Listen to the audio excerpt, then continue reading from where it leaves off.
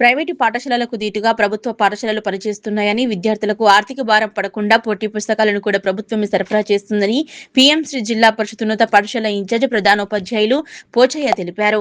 రాష్ట్ర వ్యాప్తంగా నేటి నుంచి పాఠశాలలు పునఃప్రారంభమయ్యాయని, చినశంకరంపేట మండలంలోని 56 పాఠశాలలు నేడు ప్రారంభం కావడంతో ఉదయం 9 గంటలకే ఉపాధ్యాయులు, విద్యార్థులు పాఠశాలలకు చేరుకున్నారు.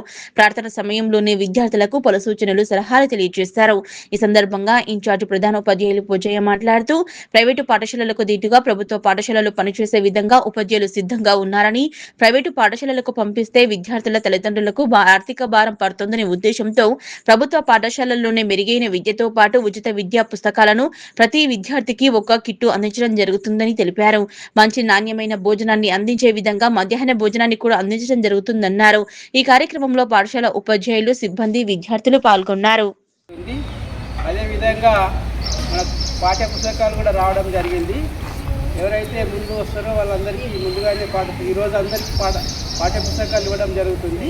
నోట్బుక్స్ రాగానే అవి కూడా ఇచ్చేస్తాము. అదేవిధంగా డ్రెస్సులు కూడా త్వరలో రాబోతున్నాయి. డ్రెస్సులు కూడా రాగానే అవి కూడా ఇచ్చేస్తాము.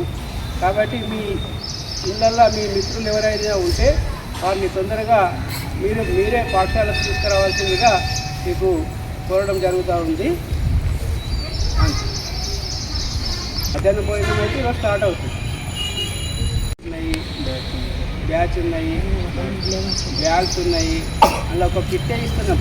ముఖ్యమంత్రి ఒక కిట్ తయారు చేపిస్తున్నారు. ఆ కిట్ ఇంకా లేట్ అయ్యే అవకాశాలు, మంత్ ఎండింగ్ వరకు వచ్చే అవకాశాలు.